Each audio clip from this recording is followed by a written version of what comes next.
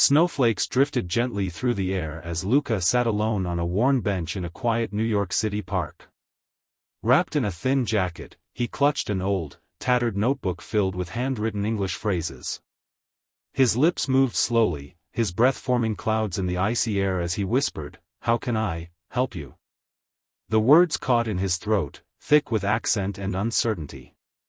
He repeated them again, frowning with frustration. Nearby, Claire, a retired teacher with kind eyes and a thick scarf wrapped around her neck, paused her morning walk. She watched the young man for a moment, drawn in by his quiet determination. As she stepped closer, she heard his soft, struggling voice. Gently, she repeated the phrase, emphasizing the rhythm, "How can I help you?" Luca looked up, startled. His eyes met hers, surprised but not afraid. She smiled warmly, repeating the phrase once more. Luca nodded, then attempted it again, mirroring her intonation. "How can I help you?" he said, this time clearer. A small grin spread across his face, proud, but humble. Claire chuckled softly and said, "Perfect." She sat beside him, not as a stranger, but as someone who recognized his courage. They spoke for a few more minutes, broken English, simple words, patient listening. She asked where he was from, and he replied, "Argentina," pronouncing it slowly, unsure. Claire nodded, her heart warmed not just by his effort but by the quiet bravery it took for him to learn, alone in the cold. In that shared silence, under falling snow, something unspoken passed between them, understanding, kindness, and the beginning of something neither had planned for, a friendship that would change both of their lives. Weeks had quietly passed since that snowy day in the park. Now, every Tuesday and Thursday morning, Luca found himself in Claire's warm kitchen, a place that smelled of fresh tea and old books. Sunlight poured through the window, casting golden light on the wooden table where they sat together. A faded English textbook lay open beside Claire's reading glasses, while Luca clutched his notebook, no longer tattered, now filled with new phrases, small corrections, and hopeful scribbles. Claire patiently guided him through simple stories. They read aloud together, practicing pronunciation and pausing to laugh when he misread words like thought or though. She never judged. Instead, she encouraged. "Every mistake means you're learning," she would say, tapping the side of her tea mug with a smile. In return, Luca shared memories from his childhood in Argentina. Tales of mango trees, soccer in dusty streets, his grandmother's cooking. He translated them slowly into English, sometimes searching for the right word, sometimes inventing new ones. Claire listened intently, eyes glistening at the rich imagery in his stories, even in broken sentences. One morning, as they finished reading a short passage about a man helping his neighbor, Luca closed the book and said softly, "I want to speak English, so I can help others like me." He looked up, eyes filled with quiet fire. People who feel lost. People who have no voice. Claire was silent for a moment, her heart swelling. She reached across the table and placed her hand gently over his. "Then we'll get you there," she said, her voice full of warmth. Together. Outside, the garden was beginning to bloom. Inside, something else was growing, confidence, purpose, and a bond stronger than words could ever capture. The hospital was cold and full of noise, buzzers, footsteps, distant voices echoing down sterile corridors. Luca stood at the front desk, his hands trembling, heart racing. "Claire. Claire Miller," he said, his accent heavy with panic. The nurse behind the counter looked at him, confused by his rushed speech. She is sick. I need to. I want to see." "Please," he tried again, struggling to form the right words. His mind, usually so focused during his lessons with Claire, now felt like a storm, scattered, helpless. The nurse, seeing his distress, softened her tone. "Take a breath," she said kindly. "Are you a family member?" Luca didn't understand the question. He just shook his head, then nodded, then shook again, unsure what to say.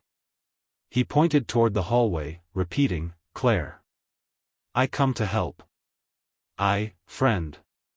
Eventually, the nurse led him to a waiting area, promising to check Claire's room.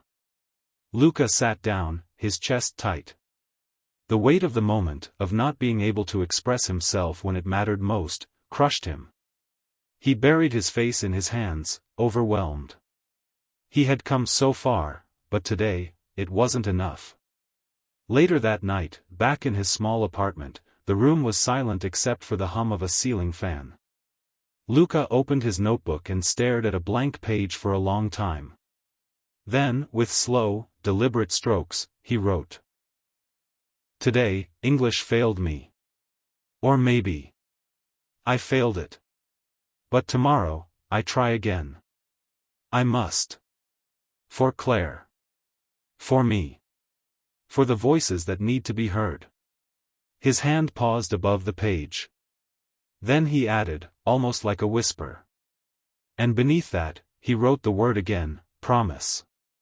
The library was quiet, filled with the soft rustle of pages and the smell of old books and coffee.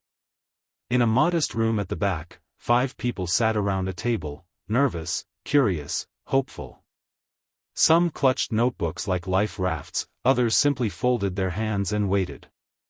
All were newcomers to the country, each carrying their own silent stories of struggle. At the front stood Luca. He wore a plain shirt, a little wrinkled, and in his hands, the very same notebook Claire had once leaned over, now weathered, but full of lessons, memories, and dreams. His palms were damp, and his heart pounded as he looked at the group. He cleared his throat. "My name is Luca," he began, his voice trembling. "I come from Argentina. 3 years ago, I could not speak English." A nervous smile flickered across his face. "Not even this much." The students chuckled quietly. Luca looked down at the notebook, drew a breath, and continued. "I was scared. I sat alone in a park, learning words. I wanted to speak. Not just for me, but to help others. Someone helped me. She sat beside me, and never gave up." His voice grew steadier, warmer, like a flame catching. "Now I am here, not because I am perfect. But because I understand what it feels like, to be silent in a world full of voices." The room was still. He held up the notebook. This is full of mistakes. But also full of hope. So, today, we learn.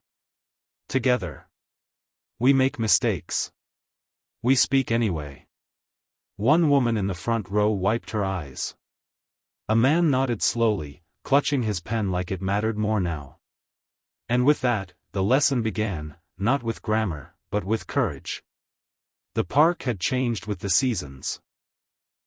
Golden leaves floated gently to the ground, carpeting the path where snow had once fallen. The same old bench stood quietly beneath a tall tree, its arms worn smooth by time. Claire sat there now, bundled in a warm coat, her wheelchair tucked close to the edge of the path. Her cheeks were paler, her movements slower, but her eyes still sparkled with the same gentle strength. Luca approached, a little taller, a little steadier. In his hand was a neatly folded letter. Without a word, he handed it to her. Claire unfolded it carefully, her eyes moving slowly over the lines written in Luca's neat handwriting. "You taught me more than English. You taught me kindness, courage. And that helping one person can change many lives." Her fingers trembled slightly as she finished reading. She looked up at him, eyes misty but smiling. Luca sat beside her, just like that first day. From his coat pocket, he pulled out a small, pressed leaf, rich orange, delicate, and perfectly shaped. "This is from the library garden," he said quietly. "The place where I started teaching, where your lessons live on." Claire took the leaf gently in her hands, cradling it like something sacred. The silence between them was full, not empty. He turned to her, his voice soft but sure. Everything I am now started with that one moment. That one bench. That one kind voice. Claire blinked away a tear and nodded. Luca added with a smile, "You didn't just teach me English. You gave me the words to change my world." A gust of wind swirled the leaves around their feet. And together, they sat in the golden hush of autumn, the circle complete. Luca's journey began in silence, on a snowy bench with nothing but a notebook and hope. He arrived in a new country with no voice, no confidence, just a quiet determination to learn. Through the kindness of a stranger, Claire, he found more than language lessons. He discovered connection, encouragement, and a reason to keep going. Each season brought challenges and growth, moments of failure, resilience, and ultimately, purpose. From the warmth of Claire's kitchen to the heartbreak of the hospital hallway, Luca learned that true fluency comes not just from speaking perfectly, but from speaking with heart. His breakthrough wasn't measured in grammar or pronunciation, but in the power of being understood, and helping others feel seen and heard. In the end, Luca gave back what he once received: belief. He became the guide, the listener, the teacher. And Claire, now watching from that same old bench, saw the impact of one small act of kindness ripple into many lives. This is not just a story about learning English. It's a story about what happens when we choose to sit beside someone, to believe in them, and to speak, even when our voice shakes. Because sometimes, the most powerful lessons are not in the words themselves, but in the love behind them.